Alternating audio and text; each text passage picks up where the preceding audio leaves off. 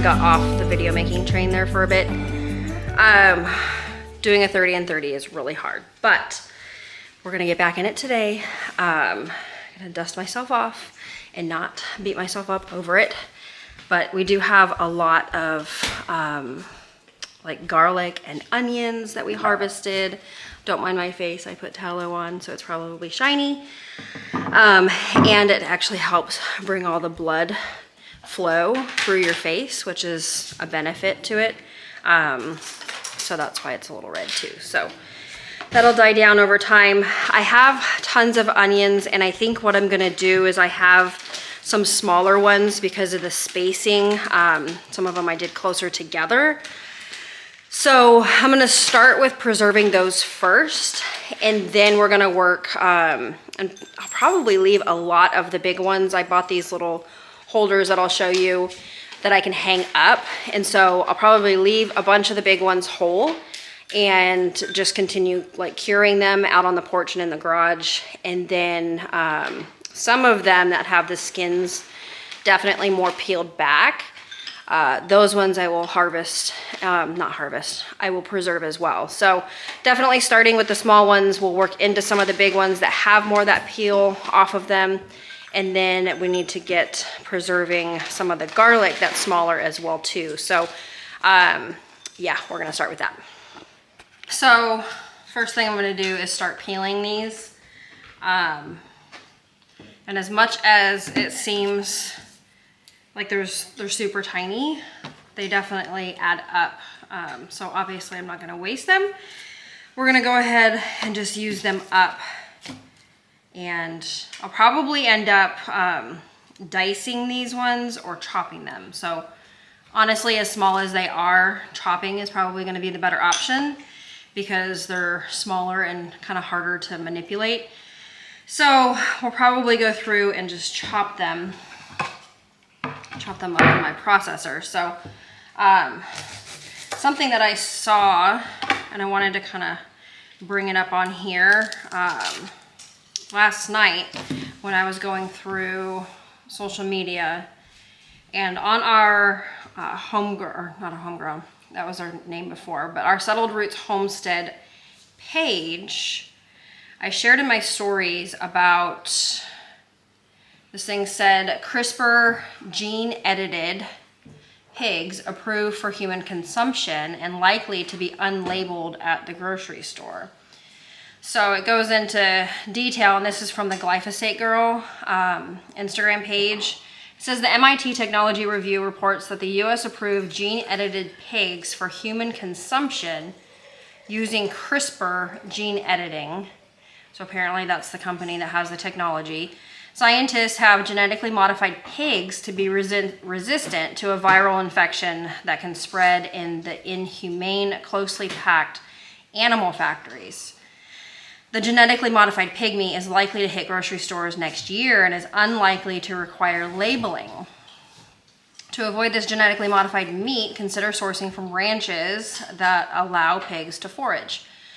So, and then there's some links, and you can read the article up in her bio. But that is really like, and I actually have seen in China where they have these big, huge, tall, almost skyscraper buildings where they are packing in pigs to be able to live super like close proximity, not even like, you know, on a farm. It's like literally a building. It's just mind-boggling. Absolutely mind-boggling. So if you don't have like pigs on your homestead or on your farm, get them. That's something that seeing that just makes me want to get them even more and sooner than later than we had planned. Yeah, it's just mind-blowing. So instead of actually raising them right, the way that they're supposed to be raised, and I've seen them, you know, in close proximity, little pig pen type things, and I've seen them even as much as like, you know, being woodland pigs. And they're actually raised in the woods. If you have pigs, let me know how you're raising them. But I'm just curious, like, I mean, what's it gonna take for people to like do something well? And I think that's the hardest thing, is that like a lot of people don't have money just sitting around to be able to even go do any homestead, or, you know, move on to a homestead, create one, move on to one that's already existing, that's selling. So it's just, it's sad that, you know, forcibly a lot of people are having to, like, you know, source from the store, the grocery store. But there is the option of also buying from local farms. And the hard part with that, I feel like, is the pricing, because people don't really understand like what goes into it to raise it yourself. Like when we sell eggs, because we use soy-free, non-GMO feed, you know, we sell our eggs for $6 a dozen. Because that's the type of feed that we use, it's more expensive. But it also is not going to have that soy. It's not going to have the GMOs in it. And so, but a lot of people aren't educated with just the ways that that is destructive to your body. And so we sell our eggs for $6 a dozen, and we're not really making, it's not like we're making a killing on that. Like our cost going into that, we calculated is like $4.83. So to get these 99-cent eggs, you're having to sacrifice the humane ways that they're raised, and you're having to sacrifice the glyphosate that they're putting on the feed, the GMOs that are in the feed, the soy that's in the feed. I mean, all of these crops that are used to produce that feed that are being sprayed with glyphosate. And so it's mind-blowing, the conundrum that people, you know, are under when they feel forced to have to like resort to this, because what other option do they have? You know, and that's where I think that like your food needs to be a priority. The like quality of food that you're eating needs to be something that you're willing to sacrifice other areas of your life to put that money towards that, because it does matter, and cellularly it matters. So anyways, I just saw that and I was like, dang, like just mind blowing, like the types of food and how these animals are being treated and raised. And it's just sad. So anyways, I'm going to go ahead and get to preserving these, cutting them down. But I want you to think about that. Like if you don't raise food on your homestead, like what is stopping you? And I guess what priorities would need to change for you to be able to afford some of the more farm raised. And some farm raised food is not going to be that much more expensive. You know, and at that point, it's more like the treatment of the animals, like is that a priority for you? And if it is, then obviously supporting those farmers is going to be your best option. But if you can put the money towards, you know, not having glyphosate, not having the soy, not having genetically modified, and find people that are raising it the way that you want it raised, all the better.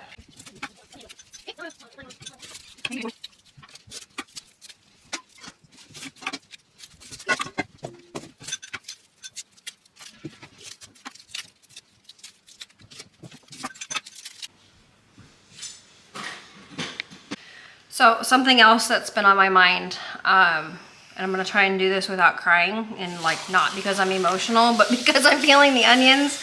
The last one I was like, wow. So this whole like thing about like homesteading, right? So about homesteading, I actually saw a video the other day. It was on YouTube. I forget which channel it was, but anyways, he was talking about modern homesteading and how it's just a complete farce, right? And I think that at first I was offended because I feel like we're kind of like modern homesteaders. We're not like, you know, we're gonna live off grid and, you know, be primitive and like all this, you know, sustainability and self-sustainability. And while I do preach some level of sustainability, or some level of, I would say even more than that, like food independence, like just growing some level of your food, right? Like that's important to me. Like it always has been important. For a long time, it's been important. And I think just the way that things go in the world, like it just, to me, becomes more apparent. And I think that that's kind of what he was, once I got past my defensiveness, I think the lesson or the point that he was trying to make was that a lot of people get into this, you know, and moreover, what he was trying to get across is that a lot of people get into this, but yet they pay for services to be done, or they pay for people to maintain their garden, or they pay to maintain, you know, their property. And number one, to me, I don't care if you pay somebody. Like, I understand that sometimes like time is money. And so you can still be making a lot of money, and we're not making a lot of money, by the way, but you can still make a lot of money and still have that value be important to you of, you know, raising some of your own food. It's not necessarily just for the purpose of, you know, living off the land type thing, is kind of what I'm gathering across, and kind of is our point too, that we're not trying to, like, you know, 100% not depend on a grocery store. I mean, would that be nice to have that as a goal? Yes. Do I realize that that would take a lot of bandwidth, energetically, time-wise, headspace, like it, with what we're doing and homeschooling, it would be quite a bit to have that be our endeavor. And so I'm realizing, as I'm, you know, in this lifestyle now, that being self-sustainable isn't my goal. Like, I don't want to be self-sustainable, because just within the last few years that I've been doing this homesteading lifestyle, from living in, if you're not familiar with us and who we are, we lived in the neighborhoods, in HOAs. And so just within the last few years that we've been doing this, I've realized that trying to do everything on our own is not, doesn't bring me joy. That doesn't bring me joy. You know, trying to make all of the breads, you know, and I do make our own sourdough bread, but trying to make every single piece of your, you know, diet from scratch doesn't bring me peace. And it might bring other people peace. But what I'm saying is that doing all of the from scratch breads, and doing all of the large garden, and doing all of the animal raising, and do it for multiple species of animals, it really just kind of pulls you in so many directions. And maybe it's just because we're new at this that it like makes your brain go crazy thinking about it, which is part of why my husband is reluctant to, like, you know, get into too many animals too soon. But obviously, as you learn and as you raise them and as you get better, you know, with, you know, managing everything, I think that it's definitely doable. But is it still providing you joy? Is it still something that's, you know, worth your time? And to each person, that's going to be completely different, like completely different. For me, I've realized that relying on other farmers for specific things, like my father-in-law up in Ohio raises beef, and so we get beef from him. And so being able to source things, and, you know, our friend that we got our last pork from lives kind of, you know, local to us, probably about less than an hour away. He raises woodland pigs. And so to me, supporting people that are doing what they're doing well, and, you know, under the practices that I would raise my own, that's important, and that's worth it to me, to not have to do all of the things myself. So and this guy's video is basically saying that modern homesteading is a farce. And while I was a little bit triggered, because I was like, you know what, like there's people that are actually putting in a lot of effort. Like we literally built this place from the ground up. Raw land, nothing was here. It was completely like, I mean, all the trees were stripped of it before we got it. We bought it with just weeds and brambles, and I mean, it was rough. So you can see in our intro video kind of what it looked like. But and while we don't hire out services, you know, we hire people to lay gravel on our driveway and spread it, and because we don't have heavy machinery like that to do that. But in a way, this guy was right. Like, he was right. And I think that my biggest problem with that, with him being right, is that, you know, not only my pride, because we're not doing everything on our own. You know, we're not raising all the animals, and we're not building all of our structures from, you know, planed wood from trees that we cut down because there were no trees. So I think the point is that each person's situation is different. Each person's, you know, we don't have trees to go build these primitive sheds. We don't have a sawmill to do all of that work. But I think the point is that each person has a different starting place. Each person has different goals. Like, my goal is not to build my house out of wood from my land. Like, that's not my goal. Would it be cool? Sure. But that's not my goal and my reason for doing this. And I think that's kind of the point, is that every person that homesteads, like, their goal is going to be different, and that's okay. I think that making space for people that have a different goal than you is completely okay, and we should be doing that. We shouldn't be shaming people out of, you know, what they're doing because they're hiring somebody, or, you know, shaming people out of what they're doing because they're not raising all the animals themselves. You know, but my biggest problem is that the situation that, and I think this just goes to the way that the world is that everything is just so expensive that people can't scale back in their jobs and create a sustainable life without having an outside job. And to me, that's frustrating. You know, things shouldn't be so crazy to where it's completely, I don't want to say undoable, because there is a lot of people that do it. But even larger scale farmers, a lot of them also have a job outside of their farming job because they're not getting paid enough to be able to sustain the lifestyle, to be able to pay the taxes on their land, which is totally mind-boggling, to be able to pay the taxes for even having the equipment, large equipment on their property. You have to pay taxes for that. And a lot of people, I had no idea that that was a thing before we bought property, is that if you have a tractor, you have, you know, larger equipment, you have to pay taxes on that. That's insane. Like, you pay taxes to own it, to purchase it, and then you have to pay taxes to even have it on your property.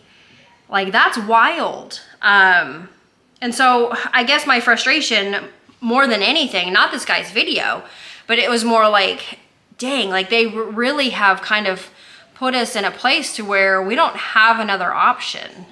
You know, living off of your land is no longer a real thing unless you're making money outside of the home or through YouTube, which a lot of people and a lot of these YouTubers that homestead are making money off of YouTube, and that's great. And I think that that's kind of my motivation, is to be able to help supplement my husband.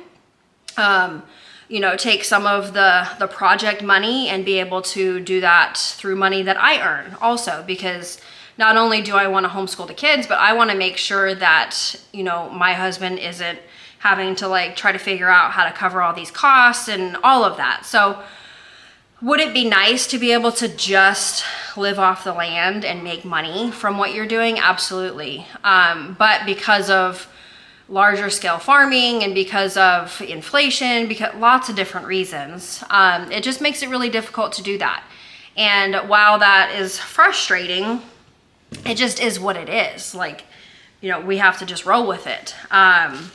So anyways, I think that's kind of what I wanted to talk about, is number one, the position that, you know, homesteaders are kind of put in, you know, unless you've retired or whatever, you do have to, you know, work outside of the home in order to provide for your family.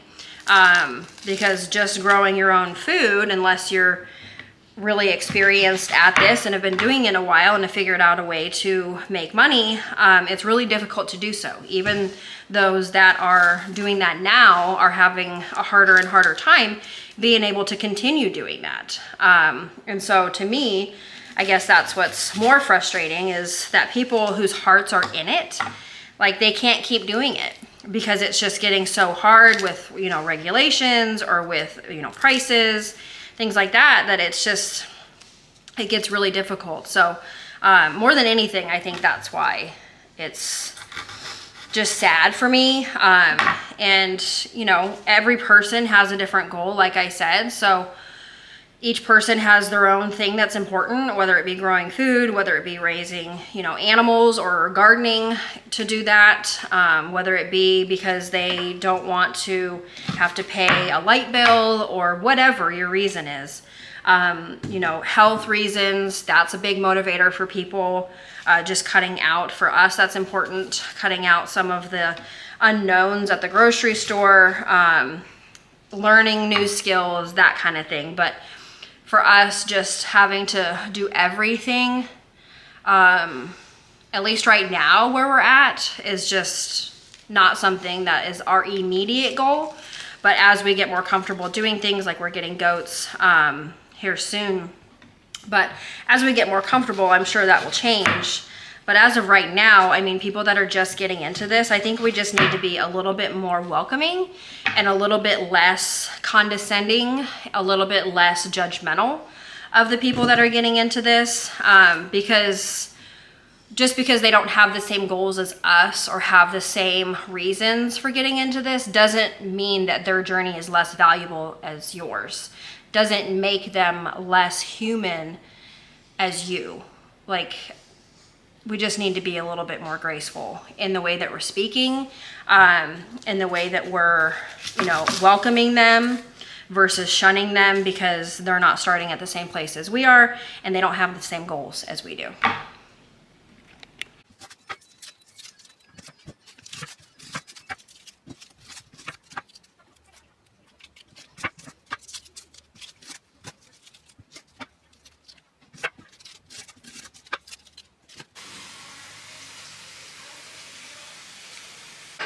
So I think one of the things I'm going to do, and I was thinking about this as I was peeling them, I'm going to cut them in half and do these as like little roast onions when we do our roast in the crock pot.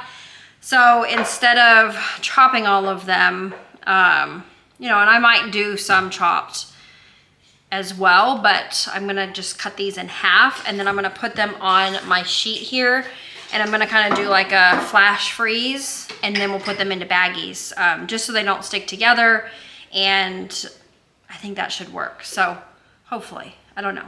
If you do this, let me know. But we're gonna do a trial run and kind of see how it goes. But I would really like to just kind of keep these larger for when we do those roasts.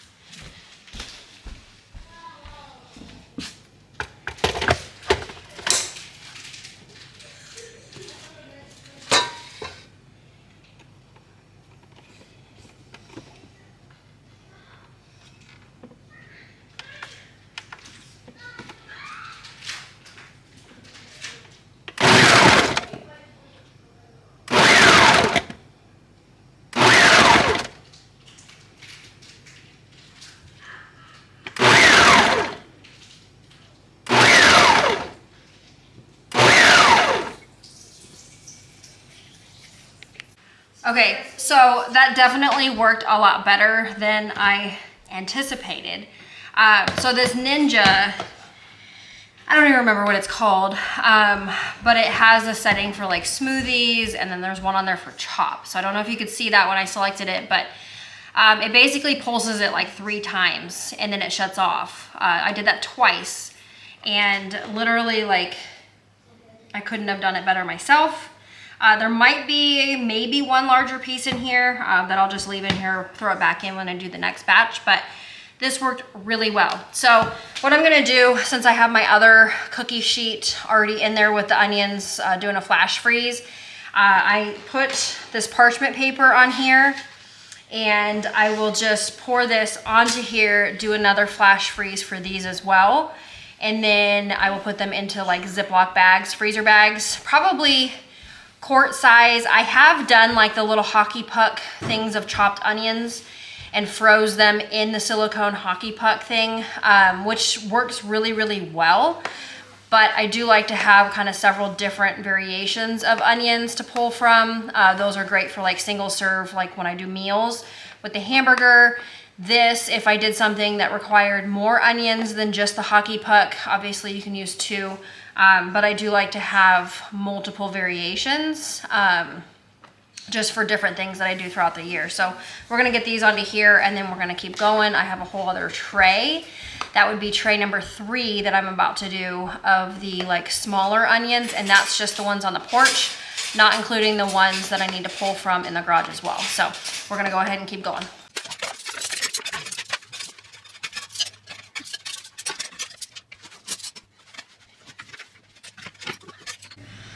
Okay, so I can really only fit 2 trays in my freezer at a time because the rest of it is beef. So I'm gonna move to doing the garlics here. These are the 2 smaller garlics, the bowls that we have. And so I left the dirt on them and put them in here, and then put them on my table with my centerpiece. So it's kind of been, yeah, home decor, Homestead edition.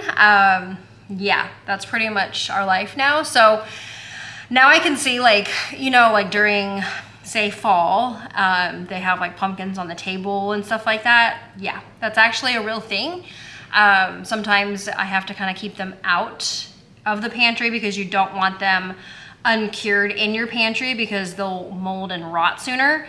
So I've actually had them like curing on the table, obviously not like huge, large amounts yet. And this year we didn't even plant any squashes or pumpkins, anything like that. No zucchini, no yellow squash, nothing.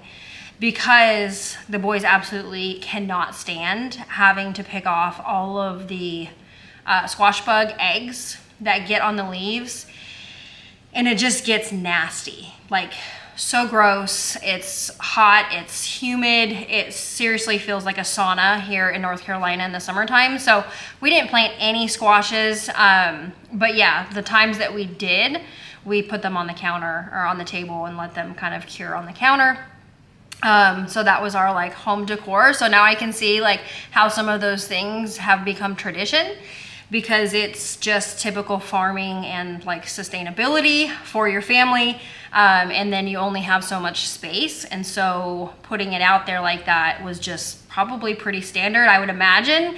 I didn't live during those days, but I would imagine that that was pretty standard.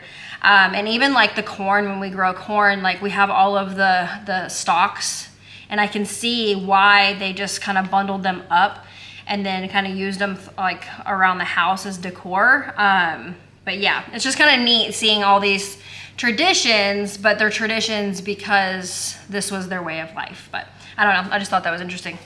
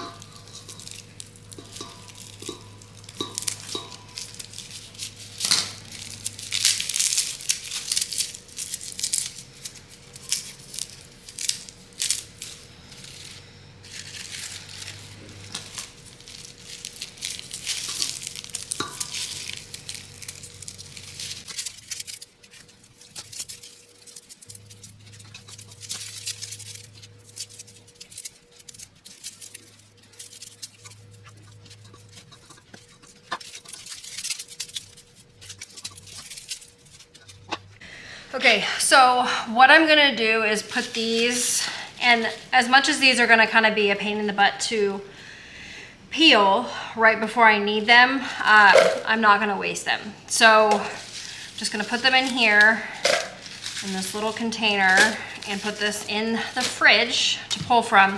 I did grow a whole bunch more garlic. I'll actually probably weigh it because I want to see exactly how much I grew this year. And I believe I had ordered like, I'd have to look back. Let me look back. I don't want to miscalculate or misquote, but I just want to track it for my own knowledge to see how much I planted and how much I actually grew this year. So anyways, I'm gonna get this in the fridge and then I'm gonna show you guys just how much I grew. Okay, so I have it in this bag here, but that is all the garlic that we grew, and I just weighed it and it's 7 pounds. So we've used some also, so I would probably say it's closer to 7.5 pounds, but still that's 7.5 pounds that we didn't have to buy. Although we had this garlic seed, that was an initial cost, but it's not gonna be the value that 7.5 pounds in the grocery store would be. So the bag that I have it in is a all-purpose flour bag from Azure Standard. I have been trying to keep the bags that I buy in bulk. So bags like the flour, the big boxes like the apples, because they're really great egg boxes to where we actually sell eggs through my parents' neighborhood. They live in on the coast. So we've been selling to them, and because it has those like, you know, little trays inside to separate the stacks of the apples, they make really great egg transport boxes. So things like that, but this ended up working really great for the garlic. So it's about, I don't know, almost halfway full of garlic, and because it's dry, it's gonna be a really great storage system. The issue last year that I had was that there was a bunch of gnats like all over. And I think that's where the benefit of like having a cold storage room or like a cellar in your basement type thing, like that would be really nice. We do have like a crawl space on our house on one side that's accessible from the outside, but I really don't want to store like food down there because it's just not like finished at all. I mean, it's like dirt and then it has like a layer, like a silage tarp almost over top. So I don't know, I just don't feel comfortable storing it down there. So I am going to just keep it in this bag and then I'm gonna fold it over. So it's like this, and then hopefully that will kind of deter a lot of the gnats from collecting in there. I'll probably end up actually getting like a big rubber band and putting it around so that it stays shut down like this. So anyways, for now this works. I've seen people use like little wooden crates and stuff that they can put in their pantry. That would work too. It's just I'm not gonna spend the extra money going and buying a crate. If I come across one, then I'll definitely use it for this purpose. But for now, I'm just gonna use it or do this method and that should be fine too. So anyways, 7.5 pounds of garlic, not too bad. And can I just say that garlic is probably hands down the easiest thing that we've ever grown. So I know that some people have a hard time with like carrots, potatoes, things like that, but I honestly like, I've never had any issue growing garlic. We can do potatoes, we've done carrots, never had an issue with those either, but hands down the least amount of maintenance and easiest harvest goes to garlic. Like absolutely hands down. You don't have to do a whole lot to it. You put the cloves in the ground, they sprout up on their own. They basically overwinter, and so you plant them in the fall to then harvest in, like I would say, let's see, so we planted these around, I wanna say November of last year, October, November of last year, and then we harvested them in April. So hands down, you plant them, you leave them, they overwinter, and then in April you just pull them up. nothing in between. I did go through, actually I take that back. I did go through and put some leaves, like mulch around them, but that was it. So less input, not a lot of amendments at all, none, to be honest. And then super easy harvest. So leave them out to cure, let them dry, and then I just took the ends. You saw me cut the roots off and take the ends off and store them in a bag. So, or a crate or wherever. So anyways, I think that's gonna be it for this vlog. Kind of talked over a few different things that were kind of on my mind. But yeah, I appreciate you guys for tuning in, and we'll see you on the next video. Bye.